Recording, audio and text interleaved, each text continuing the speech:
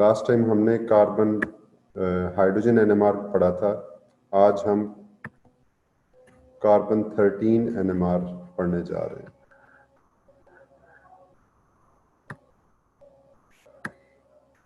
जी बेटा, carbon 13 NMR.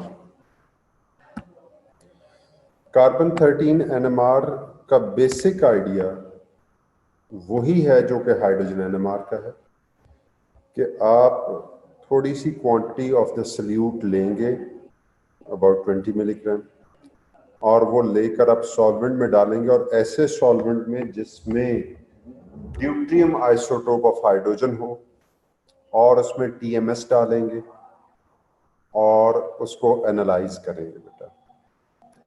वो कहता है कि जब आप इसको एनालाइज करते हैं तो हाइड्रोजन एनएमआर और कार्बन 13 एनएमआर में बस थोड़े से डिफरेंसेस हैं जिनको आपने बेटा चेक करना है। मिसाल के तौर पे हमारे पास ये वो डिफरेंसेस हैं। पहला, chemical shift value range of carbon 13 starts from 10 and onward, जबकि हाइड्रोजन एनएमआर की ज्यादातर वैल्यूज 0 से लेकर 10 के दरमियान। आपको यह याद रहना चाहिए कि 0 वैल्यू हम टीएमएस को देते हैं और उसके रेफरेंस के लिहाज से बाकियों की वैल्यूज असाइन की जाती है।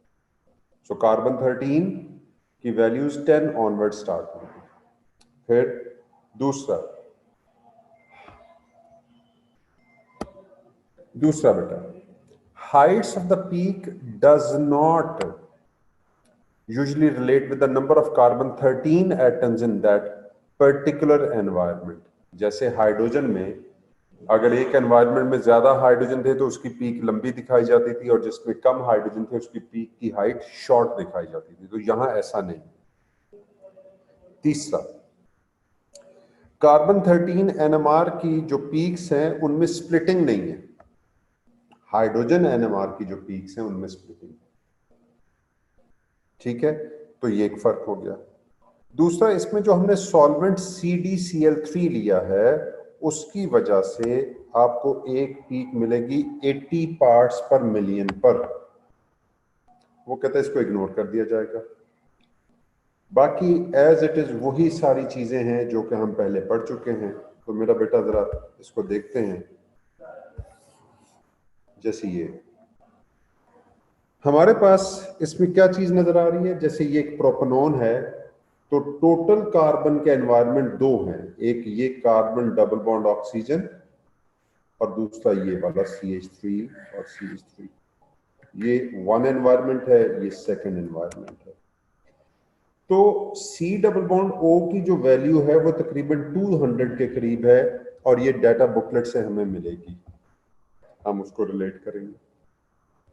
ठीक है, द कार्बन ऑफ कार्बोनाइल उसकी वैल्यू 200 है, और methyl group next to carbon of carbonyl उसकी वैल्यू तकरीबन 25 से 50 के दरमियान में होगी। तो ये जरा देखिए 10, 20, 30 के करीब, ये CH3 की वजह से है। ठीक है, अब यहां पर ना ही आपको कोई स्प्लिटिंग नजर आ रही है और ना ही आप इसको ये कह रहे हैं कि जी इसकी हाइट ज्यादा है तो इसमें ज्यादा कार्बन होंगे। इसका कोई लिंक नहीं है। हमने सिंपली डाटा बुकलेट में हाइड्रोजन एनएमआर जहां पर है बेटा, उससे अगले पेज पर ये टेबल मौजूद है कार्बन 13 एनएमआर। ये वाली जो आपको 80 पार्ट्स पर मिलियन पे ये जो पीक नजर आ रही है, ये सॉल्वेंट की वजह से, इसको इग्नोर कर दिया जाएगा। जैसे यहां पर भी सॉल्वेंट,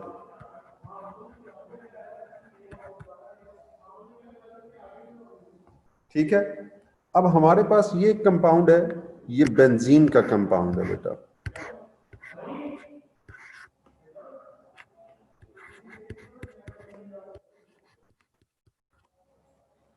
ठीक है, तो दिस वन इज CH3, और ये जो दूसरे वाला ये CH2, और ये बेंजीन।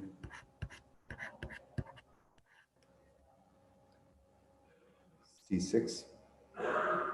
ऐसा करने से आप इसके डिफरेंट फ्रेगमेंट्स को आइडेंटिफाई कर लेंगे। भाई मुझे कैसे पता कि ये बेंजीन है? बेटा सिंपली आपने डाटा बुकलेट आपके पास होगी, आपने उसमें से ग्रुप्स को आइडेंटिफाई करना है। ठीक है,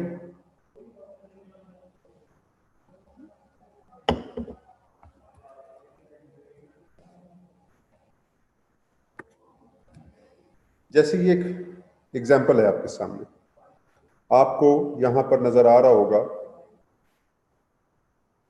कि ये एक मॉलिक्यूल है, तो जरा गौर कीजिए, ये CH3,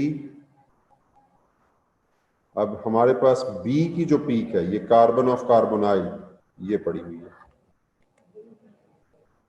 ये सी जो कार्बन ऑफ बेंजीन है, इन दोनों को डी कहा गया है क्योंकि इनका एनवायरनमेंट सेम है, ये डी हैं दोनों, ये दोनों सेम हैं, ये ई कहलाएगा और ये एफ कहलाएगा। मैं ये यहाँ पे एक्सप्लेन करना चाहूंगा कि अगर मेरे पास ये बेंजीन का मॉलिक्यूल हो, फर्ज करें बेटा, तो ऑल कार्बन्स आर अलाइक, तो it is one environment only. लेकिन अगर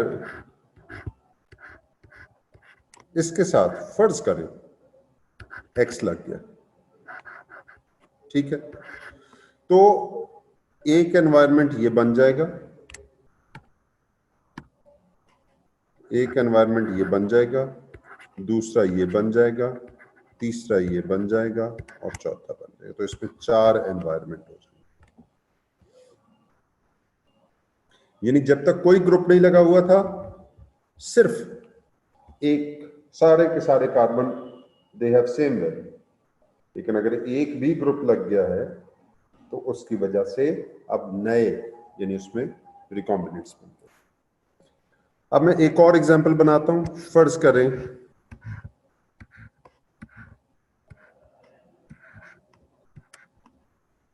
यहां मैंने एक्स लगा दिया, यहां मैं वाई लगा दूं for example,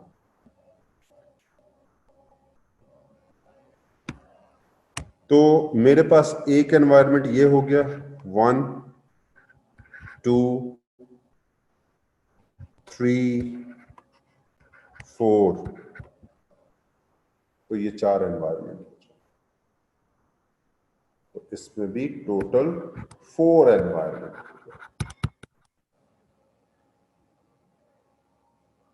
with respect to carbon. अगर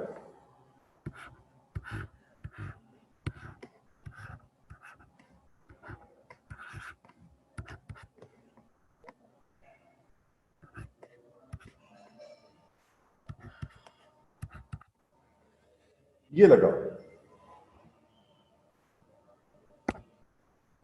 अगर ये लगाओ, तब कितने एनवायरनमेंट होंगे? 1, all these are 1 and all these are 2s.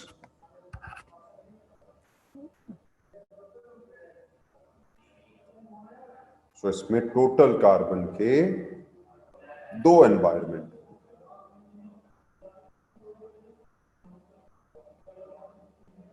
ये बेटा डायग्राम्स बना लीजिए प्लीज, इससे आपको पास पेपर्स करते हुए काफी आसानी रहे।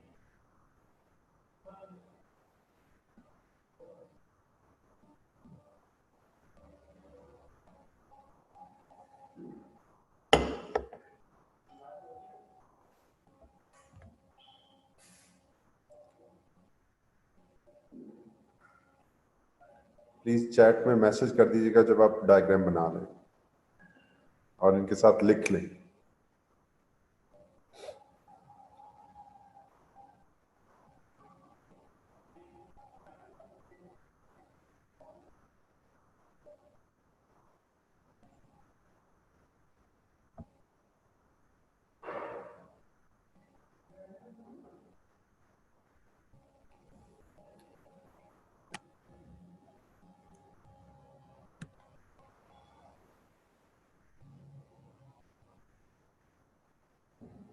ऑलराइट, तो बेटा हमने ये नोटिस किया कि how presence of different groups on the benzene ring can change carbon environments।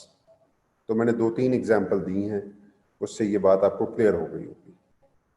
ठीक है जी बेटा, ये टॉपिक या ये चैप्टर आपका कंप्लीट हो गया। इससे अगला जो टॉपिक है ना बेटा, वो है डिजाइनिंग न्यू मेडिसिनल ड्रग्स।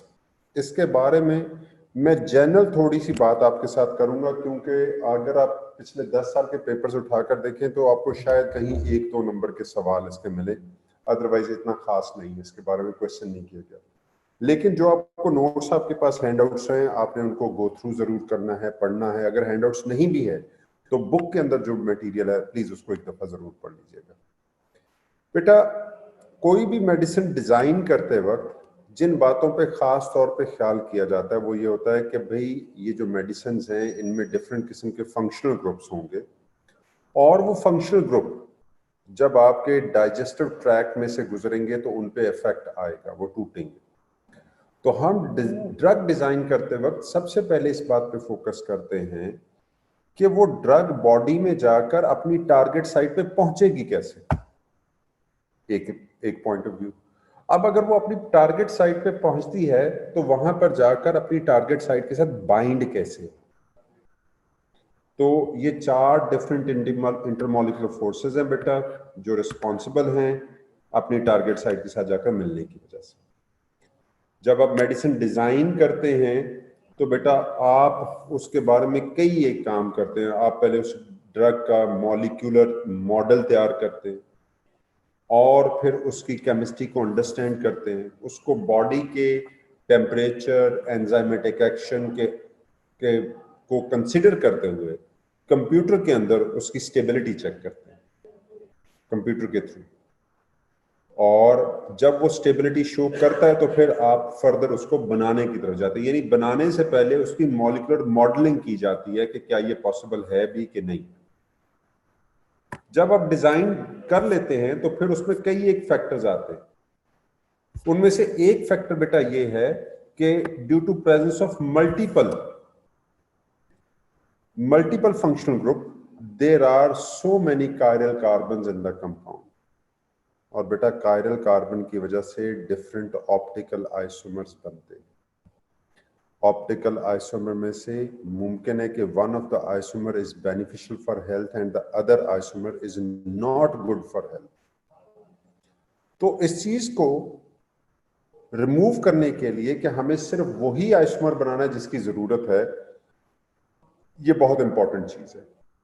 तो प्योर एनेंटिमर जब आप यूज करते हैं तो उसके 2 बड़े इंपॉर्टेंट फैक्टर हैं। पहला फैक्टर, मेडिसिन में जो प्योर ऑप्टिकल आइसोमर अगर आप यूज करते हैं तो उससे डोजेज हाफ हो जाती है। जहां आपने 10 मिलीग्राम की टैबलेट खानी है वहां पे अब आप 5 मिलीग्राम की खाएंगे, सो कॉस्ट कम हो जाएगी। ठीक है। दूसरा, it reduces the risk of side effects. It reduces the risk of side effects. देखिए बेटा, जो आइसोमर आपको रिक्वायर्ड है वो तो आपकी बॉडी के लिए हेल्पफुल है, जबकि अगर दूसरा ऑप्टिकल आइसोमर बॉडी में चला जाएगा तो वो तो नुकसान कॉज करेगा। इसलिए जरूरी है कि आप सिर्फ वो मेडिसिन या वो आइसोमर डिजाइन करें, बनाएं जो कि बॉडी के लिए हेल्पफुल है, अदरवाइज आपके लिए ओवरऑल नुकसान होगा। इसको करने के कई एक तरीके उन्होंने बताए हैं जिनको आपने जस्ट गो थ्रू करना है। पास पेपर में ये एक क्वेश्चन बेटा पूछा गया हुआ है, आपको ये मिलेगा, नोट कर लें इसको। फिर जी वो कहता है कि ऑप्टिकल रेजोल्यूशन, यानी जो आपका स्टार्टिंग मटेरियल है वो पहले उसी को ऐसा ले कि वो रिक्वायर्ड आइसोमर बना सके। इसमें मैंने सिर्फ आपने गो थ्रू करना है जनरली कि ये कैसे हम कर सकते हैं। Using optically active starting material आप यूज कर सकते हैं बेटा। कायरल कैटलाइसिस, आप कोई ऐसा कैटलिस्ट यूज कर लें जो आपका रिक्वायर्ड ऑप्टिकल आइसोमर बनाने में हेल्पफुल हो। अगर रिक्वायर्ड ऑप्टिकल आइसोमर बनाने में वो हेल्पफुल नहीं है तो इसका मतलब आपको ज्यादा यानी कि क्वांटिटी प्रिपेयर करनी पड़ेगी और साइड इफेक्ट्स भी ज्यादा होंगे। सो ये जनरल एक आइडिया है। इसमें मैं एक दो एग्जांपल कोट करता हूं ताकि आप इसको रिलेट कर सकें। देखिए बेटा, आमतौर पे जितनी भी मेडिसिन हैं उनका स्टार्ट जो है, ओरिजिन जो है, वो आमतौर पे प्लांट्स से लिया गया।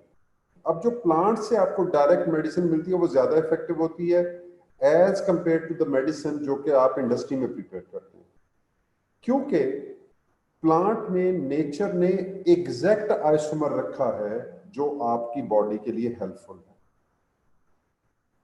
जबकि इंडस्ट्री में बनाते वक्त कहीं ना कहीं उससे थोड़ा डिफरेंस निकल आया तो वो आपको फायदा देने के साथ साथ नुकसान भी देगा, साइड इफेक्ट्स भी कॉज करेगा। सो ये एक इंपॉर्टेंट पॉइंट है। मैं अक्सर बच्चों को मेडिसिन के पॉइंट ऑफ व्यू से कोट करता होता हूँ कि एक मेडिसिन थी थैलिडोमाइड, उसका नाम था बेटा। वो ड्यूरिंग प्रेगनेंसी फीमेल्स खाती थी ताकि प्रोजेस्टेरॉन का लेवल हाई हो जाने की वजह से वॉमिटिंग, सिवियर वॉमिटिंग होती है। उस सिवियर वॉमिटिंग को काउंटर करने के लिए थैलिडोमाइड एक मेडिसिन इंट्रोड्यूस हुई बैक इनटू 18s, कुछ 19s के स्टार्ट में कुछ। तो जब वो मेडिसिन आई तो वो बड़ी रेवोल्यूशनाइज हुई कि भाई बड़ी अच्छी मेडिसिन है और पेशेंट को या मदर्स टू बी मदर्स को हेल्पफुल है, उनके लिए आसानी हो गई है। लेकिन उसके नुकसानात ये हुए कि जो न्यू बॉर्न बेबीज थे उनकी डेवलपमेंट पे उसका नेगेटिव इफेक्ट आ रहा है, तो फिर उसको बैन कर दिया गया। इसका मतलब ये हुआ कि भाई उसमें नुकसान क्या था कि वन ऑफ द आइसोमर तो वो कंट्रोल कर रहा था वॉमिटिंग को, लेकिन जो सेकंड आइसोमर था जिसको काउंटर नहीं किया गया, जिसको चेक नहीं किया गया, उसने अपना नुकसान शो किया। तो इसलिए मेडिसिन डिजाइन करते वक्त इट इज वेरी इंपॉर्टेंट कि आप रिक्वायर्ड आइसोमर बनाएं। और फिर बेटा जब आप रिक्वायर्ड आइसोमर बना लेते हैं तो फिर उसको बॉडी में उसकी टारगेट साइट तक पहुंचाना कैसे, आपने सुना होगा, देखा है आपकी एवरीडे लाइफ हमारी में ये एग्जांपल्स हैं। जैसे कुछ मेडिसिन ओरल है, ओरल में भी कुछ सिरप है, कुछ टैबलेट्स हैं, कुछ कैप्सूल्स हैं, कुछ सस्पेंशंस हैं। तो फर्क है इनमें, क्योंकि हर मेडिसिन की केमिस्ट्री डिफरेंट है, तो उसने आपके डाइजेस्टिव ट्रैक में से पास थ्रू होना है, तो इसलिए उस पे हर एक को अपनी टारगेट साइट पे काम करने के लिए जरूरत थी। इसी तरह कुछ मेडिसिन आप इंजेक्शन के थ्रू लेते हैं। अब इंजेक्शन में भी कुछ इंट्रावेनस है और कुछ इंट्रामस्कुलर है। तो वो क्यों है? क्योंकि उसकी इफेक्टिविटी या एक्टिवनेस जो है वो डिपेंड करती है कि वो कैसे आप इनटेक कर रहे हैं। ठीक है, तो drug delivery is another very important factor regarding designing of medicinal drugs. ठीक है जी, इस टॉपिक को बेटा जरा पढ़ लीजिएगा, ये जनरल इंफॉर्मेशन है, होपफुली आपको इसकी समझ आ जाएगी। सिंथेटिक रूट्स, बेटा सिंथेटिक रूट, ये लास्ट पेज पे अगर हम आए तो यहां पर एक फ्लो चार्ट डायग्राम दी गई। ये फ्लो चार्ट डायग्राम सिर्फ आपको जो डिफरेंट ऑर्गेनिक केमिस्ट्री में हमने रिएक्शंस पढ़े हैं उनका बता रही है कि एल्केन्स में अगर क्रैकिंग की जाए तो उससे एल्कीन बनती है, एल्कीन में अगर आप वाटर ऐड करो तो अल्कोहल बन जाता है, अल्कोहल को अगर PCl3 से रिएक्ट किया जाए तो हैलोजन एल्केन बन जाता है। यानी वो सारे रिएक्शन जो ऑर्गेनिक केमिस्ट्री AS और A2 में आपने पढ़े हैं, जिससे आप एक फंक्शनल ग्रुप से दूसरे फंक्शनल ग्रुप में कन्वर्ट हो रहे हैं, उन रिएक्शंस का रेफरेंस दिया गया है। How one of the particular compound is converted into another particular compound, उसका आइडिया दिया गया है। ये जनरल इंफॉर्मेशन अगेन ओवरऑल पूरी AS और A2 की केमिस्ट्री को एनकम्पस कर रही है बेटा। इसमें कुछ रिएक्शन दिखाए गए, सारे नहीं दिखाए गए, तो आप सिर्फ इसका आइडिया ये है कि how one particular functional group can be converted into another functional group. ठीक है जी, ओवर टू यू। कोई क्वेश्चन आप पूछना चाहते हैं तो बेटा पूछ सकते हैं। सिलेबस और टॉपिक कंप्लीट हो गया।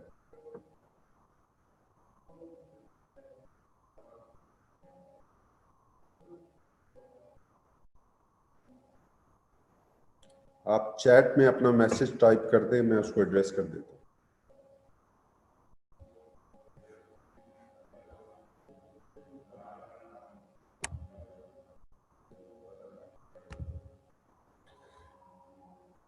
जी, the whole syllabus is complete. हम ऑलरेडी बाकी चीजें कर चुके हुए थे, सिर्फ यही एक टॉपिक रहता था एनालिटिकल का, वो हमने कंप्लीट कर लिया। एनालिटिकल में ये जो आखिरी टॉपिक है, ये जनरल आमतौर पे तो वैसे कम ही पढ़ाया भी कम ही जाता है, लेकिन आपको इसके हैंडआउट्स दे दिए थे, शेयर कर दिए थे, और उसका थोड़ा ब्रीफली यानी ओवरव्यू आपको दे दिया गया।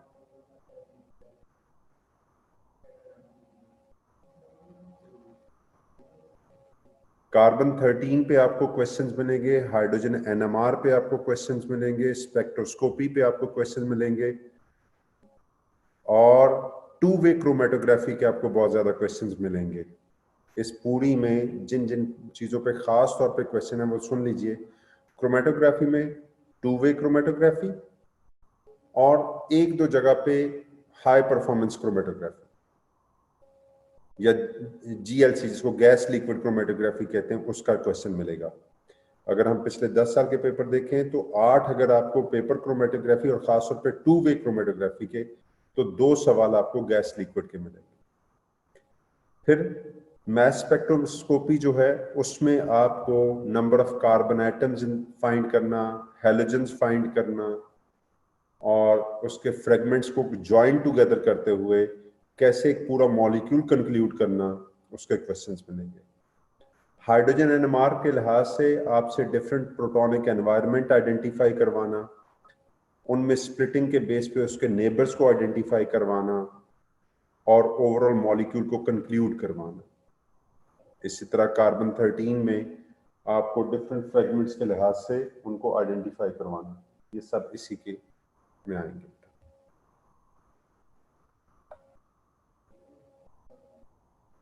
ठीक है जी, कोई सवाल?